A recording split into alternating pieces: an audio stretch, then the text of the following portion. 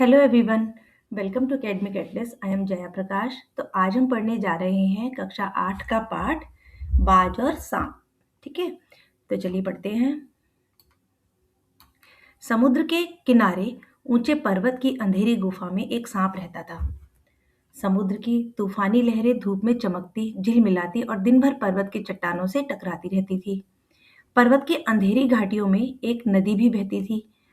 अपने रास्ते पर बिखरे पर्वत पत्थरों को तोड़ती, शोर मचाती हुई यह नदी बड़ी जोर से समुद्र की ओर लपकती जाती थी। जिस जगह पर नदी और समुद्र का मिलाप होता था, वहां लहरें दूर दूध के झाग से सफेद दिखाई देती थी। मतलब ये जो पाठ है ना, बाज और सांप, ये लिखा है निर्मल जी ने। और इस पाठ में बताया कि समुद्र के किनारे ना ऊंचे ऊंचे पर्वतों की जो एक अंधेरी गुफा में एक सांप रहता था। वहां पर ये गुफा थी, वहाँ पर्वतों के पास, पर्वतों में। तो उसके अंदर एक सांप रहा करता था और समुद्र की तूफानी लहरें धूप में चमकती थी। जब भी समुद्र की लहरें उठती थी तो धूप उन पर पड़ती थी, तो बहुत ही चमकती थी। पर्वत की अंधेरी घाटियों में एक नदी भी बहा करती थी। वहां पर एक नदी बहा करती थी और अपने रास्ते पर बिखरे पत्थरों को तोड़ती और शोर मचाती हुई नदी आगे जाकर समुद्र की ओर चली जाती थी, समुद्र में जाके मिल जाया करती थी। और जिस जगह पर नदी और समुद्र का मिलाप होता था, मतलब जहां पर वो नदी समुद्र में जाकर मिला करती थी ना, वहां लहरें दूध के झाग से सफेद दिखाई देती थी। मतलब वहां की लहरें बहुत ही सुंदर, एकदम सफेद झाग जैसी नजर आती थी। अपनी गुफा में बैठा हुआ सांप सब कुछ देखा करता था। अब वो जो सांप उस गुफा में रहा करता था, वो ये सब कुछ देखा करता था कि किस तरह से नदी समुद्र में जाकर मिलती है और किस तरह से वो दूध जैसी सफेद दिखाई देती है। लहरों का गर्जन, आकाश में छिपती हुई पहाड़ियां, टेढ़ी मेढ़ी बल खाती हुई नदी के गुस्से से भरी आवाजें। मतलब जब नदी बहती है तो जोर जोर से आवाजें आती है ना, उसके अंदर पानी की आवाजें जो आती है, तो उसको वो बता रहे कि जब ये सब कुछ है ना, गुफा में बैठा हुआ सांप देखा करता था। क्या देखता था? लहरों की गर्जन, लहरों की जो आवाजें आती थी वो देखता था। आकाश में छिपती हुई पहाड़ियां, आकाश में जो पहाड़ियां नजर आती थी ना, जो छिपती थी, कभी नजर आती थी टेढ़ी मेढ़ी, बल खाती हुई नदी, नदी टेढ़ी मेढ़ी बहती है ना, और गुस्से से भरी हुई आवाजें, यानी नदी की पानी की बहने की जो आवाजें आती थी, उसको वो सब देखा करता था।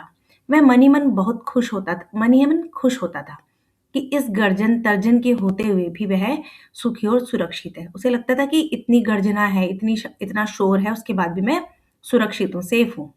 कोई उसे दुख नहीं दे सकता। सबसे अलग, सबसे दूर वह अपनी गुफा का स्वामी है। उसे लगता था इस गुफा का जो मालिक हूँ मैं ही हूँ, मुझे कोई भी दुख नहीं दे सकता, मैं सबसे दूर हूँ, मैं बहुत ही खुश हूँ, अलग हूँ। ना किसी से लेना, ना किसी से देना, मतलब मुझे किसी दुनिया से कोई मतलब ही नहीं है, मैं बिल्कुल अकेला और अपना मनमौजी मस्त हूँ।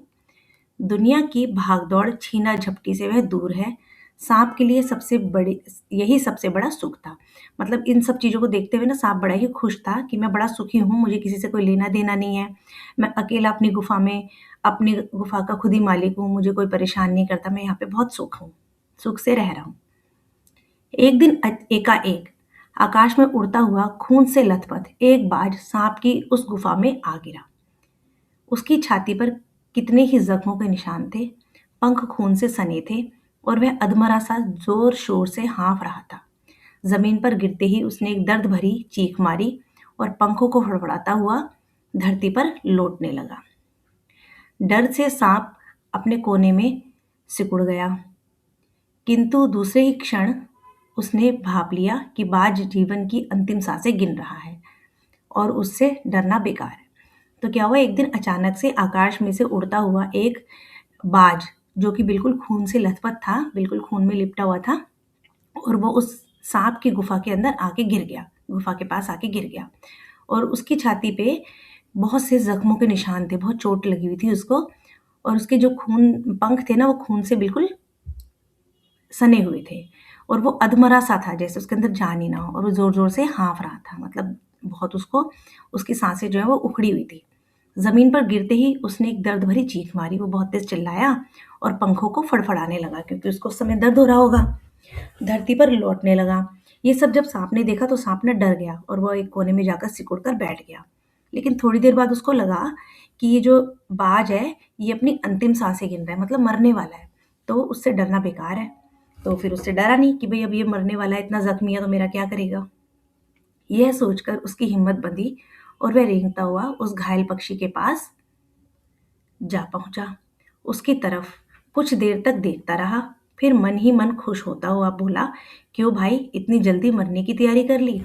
अब जब सांप ने देखा कि भाई ये तो अधमरा हुआ है, मरने वाला है, तो ये मेरा कुछ नहीं बिगाड़ सकता, तो सांप उस बाज के पास गया और मन ही मन बड़ा खुश हुआ और बोला कि भाई तुमने इतनी जल्दी मरने की तैयारी कर ली है।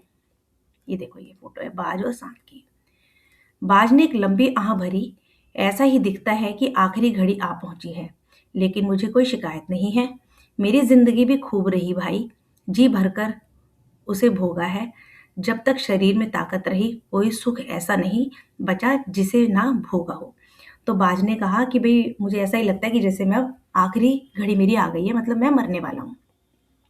लेकिन अगर मैं मरने वाला हूँ तो इस बात का मुझे कोई भी दुख नहीं है। ये बाज ने ना सांप को बोला कि मैंने बहुत अपनी ज़िंदगी को खूब मौज मस्ती से जिया है, मैंने सब सुख भोग लिए हैं, और जब तक मेरे शरीर में ताकत रही, कोई सुख ऐसा नहीं जो मैंने ना भोगा। मैंने हर तरह के सुख को भोग लिया, तो अब मुझे मरने का कोई दुख नहीं है। ठीक है। दूर दूर तक उड़ानें भरी हैं, आकाश की असीम ऊंचाइयों को अपने पंखों से नाप आया हूँ। तुम्हारा बड़ा दुर्भाग्य है कि तुम जिंदगी भर आकाश में उड़ने का आनंद कभी नहीं उठा पाओगे। अब यहाँ पे ना बाज ने ना सांप को बोला कि मैंने तो भाई अपने सारे सुख भोग लिए हैं पूरी जिंदगी, मैंने बहुत ऊंची ऊंची उड़ानें भरी है, आकाश की असीम ऊंचाइयों को अपने पंखों से नाप आया हूं, मतलब मैंने आकाश को बहुत ऊंचे ऊंचे उड़ करके देखा है। पर फिर वो सांप को बोलता है कि तुम्हारा तो दुर्भाग्य है, कि बड़े दुख की बात है कि तुम जिंदगी भर आकाश में उड़ ही नहीं सकते, क्योंकि तुम तो उड़ नहीं सकते, तुम्हारे पंख नहीं है, और उड़ने का जो आनंद होता है ना वो तुम कभी भी नहीं उठा पाओगे। सांप बोला, आकाश, आकाश को लेकर क्या मैं चाटूंगा? आकाश में आखिर रखा ही क्या है? क्या मैं तुम्हारे आकाश में रेंग सकता हूँ? ना भाई, तुम्हारा आकाश तुम्हें ही मुबारक। मेरे लिए तो ये गुफा भली, इतनी आरामदेह और सुरक्षित जगह और कहाँ होगी। अब ये सब जब बाज ने सांप को बोला ना, तो सांप ने फिर उत्तर दिया कि आकाश का मैं क्या करूंगा? अगर मैं आकाश में उड़ता हूँ तो क्या मैं आकाश में रेंग सकता हूँ? मेरे लिए तो ये गुफा ही बहुत अच्छी है, यहाँ पे मुझे बड़ा आराम मिलता है, बहुत आरामदेह है, और ये मेरे लिए बहुत ही सुरक्षित भी है। इससे ज़्यादा सुरक्षित मेरे लिए कोई जगह नहीं होगी।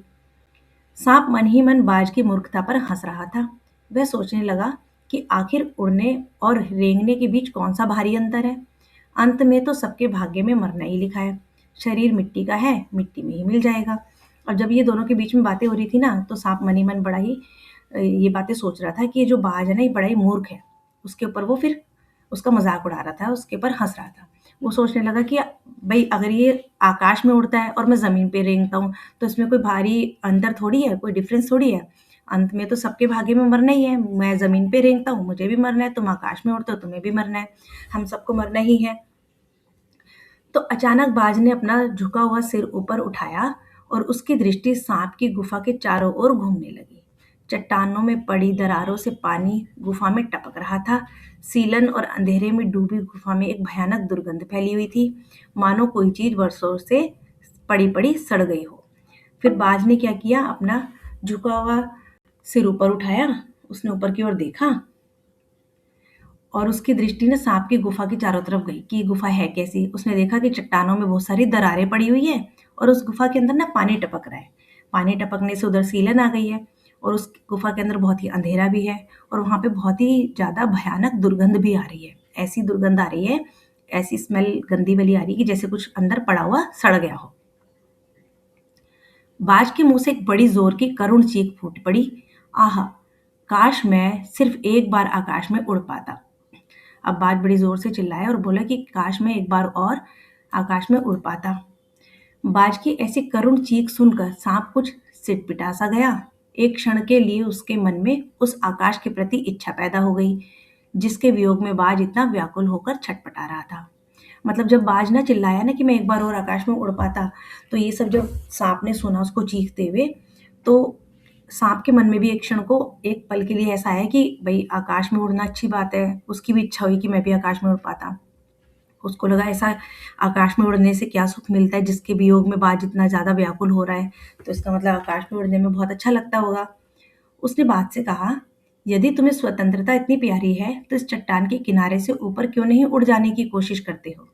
हो सकता है कि तुम्हारे पैरों में अभी इतनी ताकत बाकी हो कि तुम आकाश में उड़ सको। कोशिश करने में क्या हर्ज है? अब बाज से सांप ने कहा कि भाई अगर तुम्हारे को इतना ही स्वतंत्रता इतनी प्यारी थी, आज़ादी इतनी प्यारी थी, तो इस चट्टान के किनारे से थोड़ा सा ऊपर उड़ो, उड़ने की और कोशिश करो। हो सकता है तुम्हारे पैरों में अभी भी इतनी जान हो कि तुम उड़ सकते हो, कोशिश करके देखो। बाज में एक नई आशा जाग उठी। अब जब सांप ने कहा कि कोशिश करने में क्या हर्ज है, तो बाज के अंदर ना एक नई आशा जाग उठी। वह दोनों उत्साह से अपने घायल शरीर को घसीटता हुआ चट्टान के किनारे तक खींच लाया। खुले आकाश को देखकर उसकी आंखें चमक उठी। उसने एक गहरी लंबी सांस ली और अपने पंख फैलाकर हवा में कूद पड़ा। मतलब उसने फिर से उसके अंदर एक आशा जाग हुई कि भाई मैं उड़ सकता हूँ।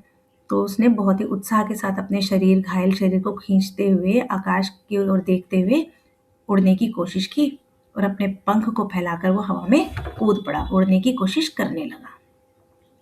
किंतु उसके टूटे पंखों में इतनी शक्ति नहीं थी कि उसके शरीर का बोझ संभाल सके। पत्थर सा उसका शरीर लुढ़कता हुआ नदी में जा गिरा। एक लहर ने उठकर उसके पंखों पर जमे खून को धो दिया। उसके थके मांदे शरीर को सफेद फैन से ढक दिया। फिर अपनी गोद में समेटकर उसे अपने साथ सागर की ओर ले चली। मतलब क्या था कि जब बाज ने उड़ने की कोशिश की, पर वो उड़ नहीं पाया। उसका जो भारी शरीर था, उसके टूटे हुए पंख उसको संभाल नहीं सके और उसका जो शरीर था वो फिर से पानी में पत्थर की तरह लुढ़क गया। अब जैसी लहर आई, उसके पंखों पर से जो खून लगा हुआ था वो धुल गया। फिर उसके बाद दूसरी लहर आई तो शरीर को अपने साथ ले गई, यानी बाज को अपने साथ ही सागर की ओर ले चली। सागर में बाज वो चला गया। लहरें चट्टानों पर सिर धुनने लगी, मानो बाज की मृत्यु पर आंसू बहा रही हो। और धीरे धीरे समुद्र के असीम विस्तार में बाज आंखों से ओझल हो गया। अब क्या था कि चट्टाने ऐसे लगने लगा, चट्टानों को देखकर जैसे कि बाज, जब उसकी मृत्यु हो गई है बाज की, उसके ऊपर वो शोक मना रही हो, आंसू बहा रही हो। और धीरे धीरे समुद्र के असीम विस्तार में, यानी धीरे धीरे समुद्र में बाज जो है वो आंखों से ओझल हो गया, यानी समुद्र के अंदर वो समा गया, चला गया। चट्टान की खोखल में बैठा हुआ सांप बड़ी देर तक बाज की मृत्यु और आकाश के लिए उसके प्रेम के विषय में सोचता रहा। अब यहाँ पर सांप ने ना बड़ी देर तक यही सोचा कि उसने देखा कि बाज को आकाश से कितना प्रेम था। वो उसके प्रेम के विषय में सोचता रहा। आकाश की असीम शून्यता में क्या ऐसा आकर्षण छिपा है जिसके लिए बाज ने अपने प्राण गंवा दिए। अब सांप को लग रहा था कि आकाश में उड़ना उसके लिए इतना क्या था, इतना आकर्षक था, इतना आकर्षण छिपा था कि बाज ने फिर से कोशिश की उड़ने की और वो गिरा और वो मर गया, कि उसने अपने प्राण ही गंवा दिए इस आकाश में दोबारा से उड़ने के लिए। वह खुद तो मर गया, लेकिन मेरे दिल का चैन अपने साथ ले गया। अब सांप को ये लग रहा था कि वो बाज खुद तो मर गया, लेकिन मेरे दिल में ना एक बेचैनी छोड़ गया। क्या बेचैनी थी? कि आकाश में उड़ना एक बहुत ही खूबसूरत पल है। ना जाने आकाश में क्या खजाना रखा है। यहाँ पर ना सांप सोचने लगा कि ना जाने आकाश में ऐसा क्या खजाना है। एक बार तो मैं भी वहां जाकर उसके रहस्य का पता लगाऊंगा, चाहे कुछ देर के लिए ही हो। कम से कम उस आकाश का स्वाद तो चखूं। तो यहाँ पर अब सांप को भी ना आकाश में उड़ने का बहुत ज्यादा मन करने लगा। उसको लगा कि भाई ऐसा क्या है आकाश में उड़ना, एक बार मैं भी जाना चाहूंगा, जिसके लिए बाज ने अपनी जान दे दी। यह कहकर सांप ने अपने शरीर को सिकोड़ा और आगे रेंगकर अपने को आकाश की शून्यता में छोड़ दिया। धूप में क्षण भर के लिए सांप का शरीर बिजली की लकीर सा चमक गया। किंतु जिसने जीवन भर रेंगना सीखा था, वह भला क्या उड़ पाता। अब क्योंकि सांप के मन में भी उड़ने का सपना आ गया, उसने भी सोचा कि मैं भी आकाश में उड़ के देखूं, आखिर आकाश में उड़ना ऐसा है क्या। तो सांप ने अपने शरीर को सिकोड़ लिया, छोटा किया और आगे रेंगकर अपने आप को हवा में छोड़ दिया, शून्यता में छोड़ दिया। और धूप में क्षण भर के लिए सांप का शरीर जो है बिजली की लकीर सा चमक गया। मतलब एकदम से उसने अपने आप को उछाला, लेकिन अब उसने जीवन भर तो रेंगा है जमीन पर, स्क्रॉल किया है, वो कैसे उड़ पाता। नीचे छोटी छोटी चट्टानों पर वो धप से जाकर गिरा। सांप जो है वो छोटी छोटी चट्टानों के ऊपर आके गिर गया। ईश्वर की कृपा से बेचारा बच गया, नहीं तो मरने में क्या कसर बाकी थी। सांप हंसते हुए कहने लगा, सो उड़ने का यही आनंद है। भय पाया मैं तो भर पाया मैं तो। मतलब अब उसको लगा कि भैया ये कैसा आनंद था, मुझे तो कोई मज़ा नहीं आया, बस इतना ही बहुत था मेरे लिए। पक्षी भी कितने मूर्ख हैं, धरती के सुख से अनजान रहकर आकाश की ऊंचाइयों को नापना चाहते थे। किंतु अब मैंने जान लिया कि आकाश में कुछ नहीं रखा। अब यहाँ पर ना सांप को लगा कि भैया पक्षी जो होते हैं वो कितने मूर्ख होते हैं, धरती पर इतना सुख है, यहाँ पर तो रहते नहीं हैं और आकाशों में उड़ना चाहते हैं, ऊँचाइयों पर उड़ना चाहते हैं। किंतु अब मुझे लग रहा है कि आकाश में कुछ भी नहीं रखा। केवल ढेर सी रोशनी के सिवा वहाँ कुछ भी नहीं। शरीर को सँभालने के लिए कोई स्थान नहीं, कोई सहारा नहीं। फिर वे पक्षी किस बूते पर इतनी डींगें हाँकते हैं? किसके लिए धरती के प्राणियों को इतना छोटा समझते हैं? अब यहाँ पर ना या तो साँप को गिल्ट फ़ील हो रही है कि मैं उड़ नहीं सकता, तो वो कह रहा है कि भई आकाश में तो कुछ भी नहीं रखा, केवल आकाश में है क्या? ढेर सारी रोशनी है और वहाँ पे ऐसा भी कुछ नहीं कि हम शरीर को अपने सँभाल सकें, कोई ऐसी जगह भी नहीं है जहाँ पर हम रुक सकें, कोई सहारा भी नहीं है। फिर पता नहीं ये पक्षी अपने आप को इतना क्यों डींगे हाँकते हैं कि भई आकाश में उड़ना एक बहुत ही बड़ा सुख है। किस लिए धरती के प्राणियों को इतना छोटा समझते हैं ये। अब मैं कभी धोखा नहीं खाऊँगा। मैंने आकाश देख लिया और खूब देख लिया। अब यहाँ पे साँप को लग रहा है कि अब मैं कभी नहीं उड़ूँगा। मैंने देख लिया भई आकाश पे उड़ना क्या सुख होता है। बाज तो बड़ी-बड़ी बातें बनाता था। आकाश के गुण गाते थकता नहीं था।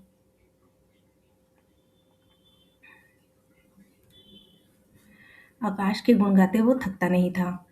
बड़े-बड़े गुण गाता था। उसकी बातों में आकर मैं आकाश में कूदा था। ईश्वर भला करे मरते-मरते मैं बच गया। अब यहाँ पर भई क्योंकि साँप को तो बाज की बातें सुनकर ही मन किया था ना कि वो भी आकाश में उड़े, तो उसको लगा मैं उसकी बातों में आ गया, लेकिन मैं मरते-मरते बच गया। अब तो मेरी यह बात और भी पक्की हो गई है कि अपनी खोखल से बड़ा सुख और कहीं नहीं है। अब ना यहाँ पे साँप को और ज़्यादा ये लगने लगा कि सबसे ज़्यादा सुख तो मैं अपनी ही गुफ़ा के अंदर हूँ। इससे ज़्यादा सुख और कहीं भी नहीं है। धरती पर रेंग लेता हूँ। मेरे लिए बहुत अच्छा बहुत कुछ है। मुझे आकाश की स्वच्छंदता से क्या लेना-देना। अब उसको लगा कि मैं तो धरती पर रेंग लेता हूँ, मेरे लिए यहीं पर बहुत बड़ा सुख है। मुझे आकाश की आज़ादी से, स्वच्छंदता से क्या लेना-देना? मैं तो यहाँ पर भी आज़ाद हूँ। क्योंकि आकाश में ना वहाँ छत है, ना दीवारें हैं, ना रेंगने के लिए ज़मीन है। मेरा तो सिर चकराने लगता है। दिल काँप-काँप जाता है। अपने प्राणियों को खतरे में डालना कहाँ की चतुराई है। अब यहाँ पर साँप को लग रहा है कि भैया आकाश में क्या रखा है? वहाँ पर ना तो ज़मीन है रेंगने के लिए और ना ही वहाँ दीवारें हैं, ना ही वहाँ छत है और मुझे तो वहाँ पर चक्कर आने लग जाते हैं। मेरा दिल भी काँप जाता है। अपने प्राणों को खतरे में डालना कहाँ की चतुराई है, कहाँ की समझदारी है कि मैं अपने प्राणों को भी खतरे में डाल लूँ, आकाश में उड़ने के चक्कर में। साँप सोचने लगा कि बाज अभागा था, जिसने आकाश की आज़ादी को प्राप्त करने में अपने प्राणों की बाजी लगा दी। अब यहाँ पर साँप को लग रहा है कि जो बाज था ना, वो बहुत ही अभागा था। अभागा मतलब उसका दुर्भाग्य था कि वो आकाश में उड़ना चाहता था दोबारा से, उसकी आज़ादी को पाना चाहता था और उसने अपने प्राण गँवा दिए।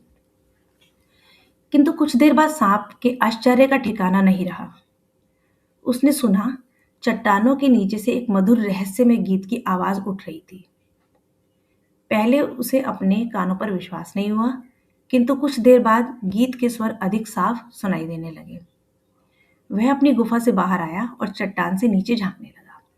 अभी जब सारी बातें वो अपने मन में सोच रहा था ना बाज के बारे में, तभी अचानक से क्या हुआ, सांप ना एकदम हैरान हो गया, आश्चर्य का उसके ठिकाना ना रहा। उसने सुना कि चट्टानों के नीचे से एक बहुत ही सुंदर मधुर सी आवाज आ रही है गीत गाने की। तो पहले तो उसको विश्वास नहीं हुआ कि भाई यहाँ पे कौन गीत गाएगा। फिर उसने थोड़ी देर बाद गीत के स्वरों को जब उसको साफ सुनाई दिए, तो अपनी गुफा से बाहर आया और चट्टान के नीचे झाँकने लगा। सूरज की सुनहरी किरणों में समुद्र का नीला जल झिलमिला रहा था। चट्टानों को भिगोती हुई समुद्र की लहरों में गीत के स्वर फूट रहे थे। लहरों का यह गीत दूर-दूर तक गूंज रहा था। मतलब ये लहरों की जो आवाज़ें थी, बहुत ही सुरीली थी। साँप ने सुना लहरें मधुर स्वर में गा रही है। अब साँप ने क्या सुना कि जो लहरें हैं वो गीत गा रही हैं। हमारा यह गीत हमारा ये गीत उन साहसी लोगों के लिए है जो अपने प्राणों को हथेली पर रखे हुए घूमते हैं। चतुर वही है जो प्राणों को बाजी लगाकर जिंदगी के हर खतरे का बहादुरी से सामना करे। ओ निडर बाज, शत्रुओं से लड़ते हुए तुमने अपना कीमती रक्त बहाया है, पर वह समय दूर नहीं है जब तुम्हारे खून की एक-एक बूंद जिंदगी के अंधेरे में प्रकाश फैलाएगी और साहसी बहादुर दिलों में स्वतंत्रता और प्रकाश के लिए प्रेम करेगी। तो यहाँ पर ना जो सागर की लहरें हैं वो गीत गा रही हैं और वो कह रही हैं बाज को वो निडर कह रही हैं जो किसी से नहीं डरा। उसने शत्रुओं से लड़ते हुए अपना रक्त बहाया और अपने खून की चिंता ना करते हुए खून की एक-एक बूंद की चिंता ना करते हुए आज़ादी पाने की कोशिश भी की। तो उसको वो शाबाशी दे रही हैं बाज को। तुमने अपना जीवन बलिदान कर दिया। किंतु फिर भी तुम अमर हो। अब यहाँ पे ना जो सागर की लहरें हैं वो बाज को कह रही है कि तुम अमर हो, तुम मरे नहीं हो। क्योंकि जब तुम्हारे खून की एक-एक बूंद ज़िंदगी के अंधेरे में प्रकाश फैलाएगी ना, तो उससे क्या पता लगेगा कि तुम साहसी हो, बहादुर हो। दिलों में स्वतंत्रता और प्रकाश के लिए प्रेम पैदा करेगी आपकी ये बलिदान, जो आपने अपना बलिदान दिया है। जब कभी साहस और वीरता के गीत गाए जाएँगे ना, तो तुम्हारा नाम बड़े गर्व से लिया जाएगा और श्रद्धा से लिया जाएगा। तो यहाँ लहरें ना बाज को बता रही हैं कि जब भी कभी बलिदान की बात होगी, तो तुम अमर हो गए हो, तुम मरे नहीं हो, तुम अमर हो गए हो, तो तुम्हारा नाम लिया जाएगा, साहस और वीरता के गीत गाए जाएँगे तुम्हारे लिए और तुम्हारा नाम उसमें बड़े गर्व से और बड़ी श्रद्धा से लिया जाएगा। हमारा गीत ज़िंदगी के उन दीवानों के लिए है जो मरकर भी मृत्यु से नहीं डरते। तो यहाँ पर जो सागर की लहरें हैं वो क्या कह रही हैं? बाज के लिए कह रही हैं कि हमारा जो गीत है, जो हम गीत गा रहे हैं, वो उन लोगों के लिए है जो निडर हैं, जो ज़िंदगी के लिए उन दीवानों के लिए जो मरकर भी मृत्यु से नहीं डरते, जो किसी से भी नहीं डरते। तो यहाँ पर बाज का जो बलिदान है, अपनी स्वतंत्रता को पाने के लिए, आकाश के प्रेम के लिए, वो बताया गया है और बाज की निडरता के बारे में, उसके बलिदान के बारे में बताया गया है। वो कितना बहादुर है, अपने आकाश के प्रेम के लिए उसने अपनी जान गँवा दी। उसका जो नाम है, वो बड़े ही श्रद्धा से और गर्व से लिया जाएगा। तो इस पाठ को लिखा है निर्मल वर्मा जी ने। यहाँ पे बाज के बहादुरी की, उसके बलिदान की चर्चा की गई है। अगर आपको ये वीडियो पसंद आई हो तो इसको लाइक कीजिए, सब्सक्राइब कीजिए और शेयर कीजिए अपने फ्रेंड्स के साथ। Thank you.